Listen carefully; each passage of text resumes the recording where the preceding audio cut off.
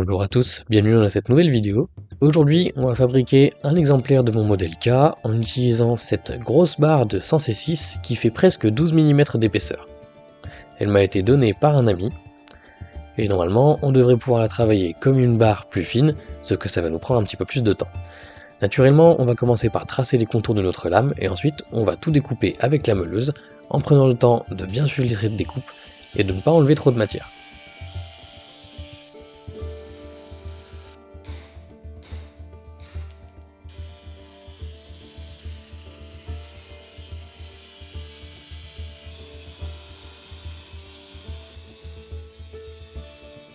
Une fois qu'on a réussi à découper notre gros bloc d'acier, on va pouvoir s'économiser du travail sur le backstand en essayant de toujours enlever un maximum de matière avec la meuleuse.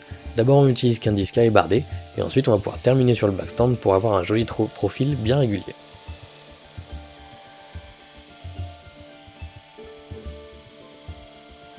Ici j'utilise la table de travail que j'ai bien réglée à 90 degrés par rapport à la platine juste avant. D'ordinaire vous ne me voyez pas l'utiliser, mais ici comme ça fait 11 mm d'épaisseur, je vais avoir du mal à garder un dos bien perpendiculaire au reste de la lame si j'utilise pas cette table là. Et ça va se voir assez facilement compte tenu de l'épaisseur.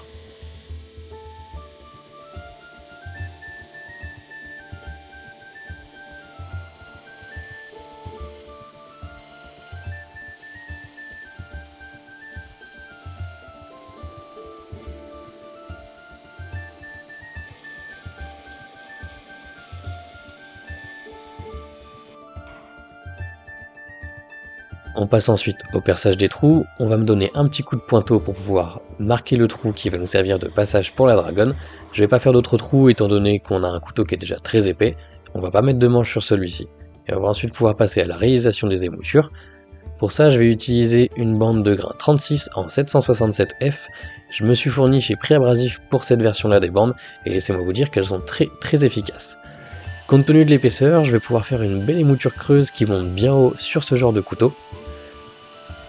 Et avec ces bandes là, autant vous dire que ça va très vite. J'ai mis à peu près 6 minutes pour faire les deux émoutures, ce qui, même si c'est une lame assez courte, finalement est assez rapide compte tenu de la quantité de matière qu'il y avait à enlever.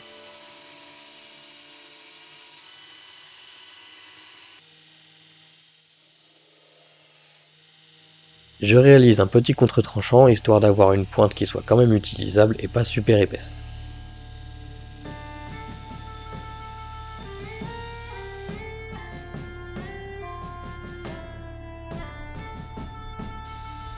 Et maintenant, étant donné qu'on va pas avoir de manche, il faut qu'on rende ce couteau confortable, donc pour ça on va casser tous les angles à 45 degrés en faisant un joli pan qui se retrouve de tous les côtés du manche.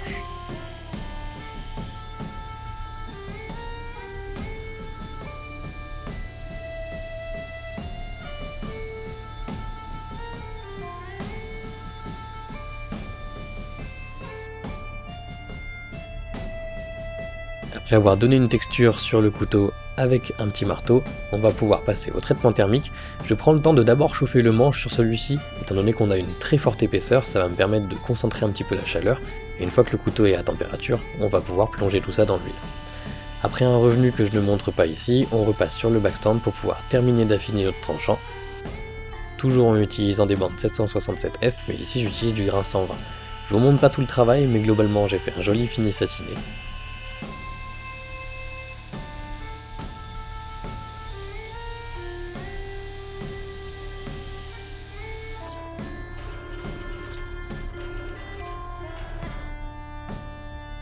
Je vais quand même faire un tout petit peu de polissage à la main au niveau du contre-tranchant, histoire d'avoir un petit contraste avec le reste de la lame.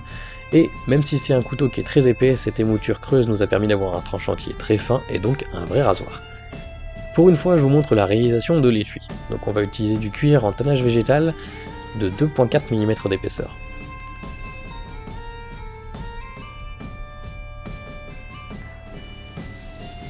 On va appliquer une teinture noire de la façon aussi uniforme que possible et ensuite on va profiter de l'humidité de la teinture pour pouvoir texturer notre cuir, et pour ça on va lui donner une surface qui moi me fait personnellement penser un petit peu à une ardoise en utilisant des pierres qui sont mises dans le ciment sur lequel je travaille, et on va pouvoir taper un petit peu dessus pour pouvoir donner une texture. On frotte ensuite avec un chiffon pour pouvoir faire briller, et voilà notre cuir. Bien sûr, on n'oublie pas le travail des tranches.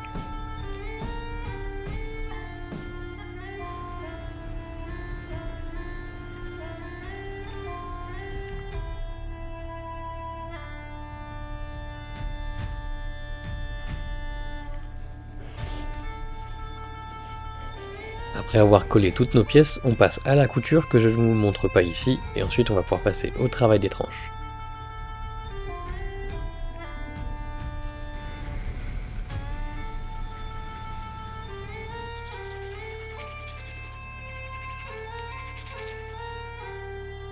Et voilà notre couteau terminé. Celui-ci est fortement inspiré d'un modèle qui provient de Curtis Haaland de Free Heel Blade que vous trouverez sur Instagram. J'avais beaucoup aimé son modèle et j'ai voulu reprendre le même travail sur un de mes modèles favoris aussi, donc le Kara. Je suis très content de ce couteau, j'adore vraiment le look qu'il a. J'ai pas pensé à le peser, mais il est assez lourd et finalement ça a un petit peu cet effet de jouet un peu lourd qu'on a dans la main. Il est très agréable à avoir en main.